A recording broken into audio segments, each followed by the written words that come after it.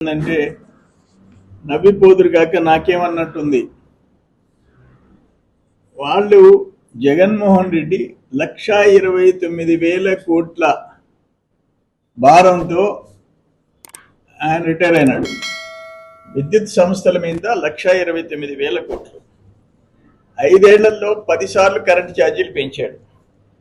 32,000 కోట్లు ప్రజల మీద వేశాడు. అన్నిటికంటే 2014లో చంద్రబాబు నాయుడు గారు ముఖ్యమంత్రిగా అయ్యి బాధ్యతలు తీసుకునే నాటికి 22.5 మిలియన్ యూనిట్ల లోటు ఉంది. 22.5 మిలియన్ యూనిట్ల లోటు 2019కి మిగులు విద్యుత్ కింద చేశాడు. 2019కి చంద్రబాబు నాయుడు గారు ముఖ్యమంత్రిగా 5 ఏళ్లలో 22.5 మిలియన్ యూనిట్స్ లోటుని సర్ప్లస్ కింద చేశాడు. నేనేమంటాను, తమరు చేసిన పాపాలు మరో 30 ఏళ్ళు అనుభవించమన్నావు. సెకి 7,000 మెగావాట్లు యూనిట్ ₹2.49కి అగ్రిమెంట్ చేశావు. పక్కన గుజరాత్ ₹99, 50 పైసలు తక్కువ. ఎక్స్పర్ట్స్ ఏం చెప్తున్నారు, మరో 10 సంవత్సరాలకి సోలార్ పవర్ యూనిట్ ₹25 వస్తుంది అంటున్నారు.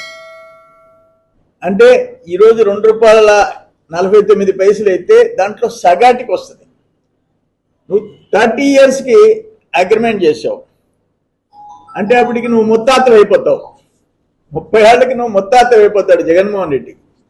ప్రజల మీద భారం 1,00,000 కోట్లు, అడిషనల్గా 1,00,000 కోట్లు, సంవత్సరానికి 3,850 కోట్లు. దేనికి 1,750 కోట్లు లంచం తీసుకొని బరి తెగించి ఫెడరల్ బ్యూరో ఆఫ్ ఇన్వెస్టిగేషన్, ఒక అమెరికాలో ఉండే అంతర్జాతీయ దర్యాప్తు సంస్థ నువ్వు 1,750 కోట్లు తీసుకున్నావని చెప్పి నెలగాలే. సిగ్గున్నోళ్ళైతే ఒకవేళ జగన్మోహన్ రెడ్డి చెప్పినా నాయకుల కన్నా, వైసీపీ నాయకుల కన్నా రోడ్డెక్కేదానికి సిగ్గుండాలి. 30 ఇయర్స్. ఇప్పుడు పక్కన గుజరాత్ 50 పైసలు తక్కువ చేసుకుంటే నువ్వు 70 పైసలు 80 పైసలు తక్కువ చేయి అగ్రిమెంట్. గుజరాత్ ₹99 అయితే ₹2.49కి 50 పైసలకి ఎక్స్ట్రా చేసి 30 ఏళ్ళు అగ్రిమెంట్ చేసి క్యాబినెట్ అప్రూవల్ లేకుండా చేసి సిగ్గు శరం లేకుండా ఒక నోటోరియస్ కరప్ట్ లీడర్ కింద అంతర్జాతీయ స్థాయికి ఎదిగి ఈరోజు నీ మనుషులు వచ్చి రోడ్డు మీద తిరిగితే ఇంత భారీ అవినీతి పరుల్ని ఈ దేశంలో ఎక్కడన్నా చూసామా? ఫస్ట్ టైం ముఖ్యమంత్రి అయిన ఒక యంగ్ మ్యాన్, ఒక మాజీ ముఖ్యమంత్రి కొడుకు ఇంత బరి తెగించి, నీ తండ్రి ఉన్నప్పుడే బరి తెగించావు, ఇంకా నీకు ఛాన్స్ వచ్చింది, కొల్లగొట్టేసేసావు. అన్ని డిపార్ట్మెంట్స్ని, వ్యవస్థల్ని సర్వనాశనం చేశావు. నువ్వు మాట్లాడతావా అని అంటా నేను. మీరా ధర్నా చేసేది అంట. ఇప్పుడు దాన్ని ఎట్లా రివైవ్ చేయాలా? విద్యుత్ రంగాన్ని, ఎనర్జీ డిపార్ట్మెంట్ని ఎట్లా రివైవ్ చేసేసి ట్రాక్లో పెట్టాలని చెప్పి తలలు పట్టుకొని ఉండరు. అక్కడ తలలు పట్టుకుంటారు నువ్వు చేసిన పాపాలకి. అందుకని నీకు ఆ మాట ఎత్తే అర్హత వైసీపీ వాళ్ళకి లేదు. ఒక సంస్కరణలో భాగంగా ఏం చేయాలో, ఈ పవర్ జనరేషన్ ఎట్ట పెంచాలో, ఏ విధంగా సంస్కరణలో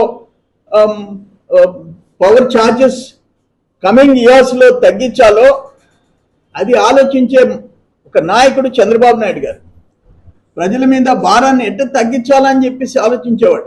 కానీ నువ్వు చేసిన పాపాలకి ప్రజలు కొంతకాలం తప్పలా. ఇన్ఎవిటబుల్, అన్అవాయిడబుల్ సర్కమ్స్టెన్సెస్ నువ్వు చేసిపోయిన పాపాలు. అందుకని నేను పదే చెప్తుండా, ఈరోజు ఆంధ్ర రాష్ట్రం అప్పుల్లో మునిగిపోయేదానికి 9,75,000 కోట్లు టోటల్ అప్పు.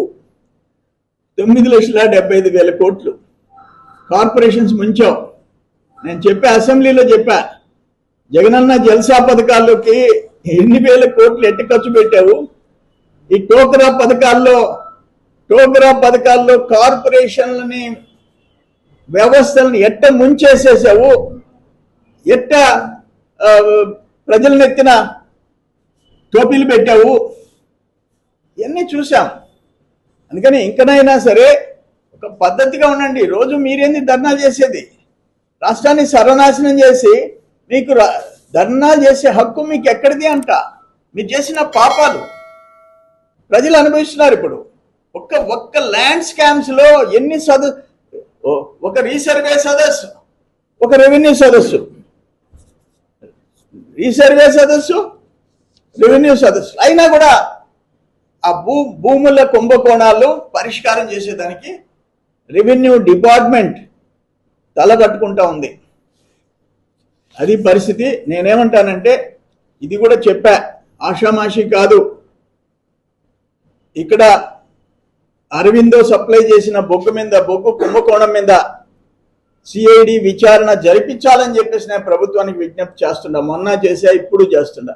ఎందుకంటే 282 కోట్లు కొనుగోలు డబ్బు కాదు, దానివల్ల ఉత్పత్తి పడిపోయింది ఎంత, ప్లాంట్ లోడ్ ఫ్యాక్టర్ పడిపోయింది ఎంత, జనరేషన్ ఎంత తగ్గిపోయింది, ఎన్ని వందల కోట్లు గవర్నమెంట్కి నష్టం. అల్టిమేట్గా ఆ సమయంలో బయట మార్కెట్లో 10 రూపాయలు 14 రూపాయలు పెట్టి యూనిట్ కొన్నదానికి ఎంత నష్టం, ఆ ప్లాంట్ రిపేర్లకు వచ్చిన దానికి ఎంత అయింది, ఇదంతా కలిస్తే దాదాపు 1000 కోట్లు. ఒక అరవింద విజయసాయిరెడ్డి వియ్యంకుడు కోసం నువ్వు కృష్ణపట్నం జెన్కో ప్రాజెక్ట్ని సర్వనాశనం చేశావు. దాని మీద వాళ్ళు 1000 కోట్లలో ఉన్నారు. ముక్కు పిండి వసూలు చేయాలి అరవిందో దగ్గర, ముక్కు పిండి. మీ వల్ల ప్రజలు భారం అనుభవించడం కరెక్ట్ కాదు. మీ దగ్గర నుంచి వసూలు చేయాలి. సిఐడి విచారణ జరిపించాలా, దోషుల్ని శిక్షించాలి.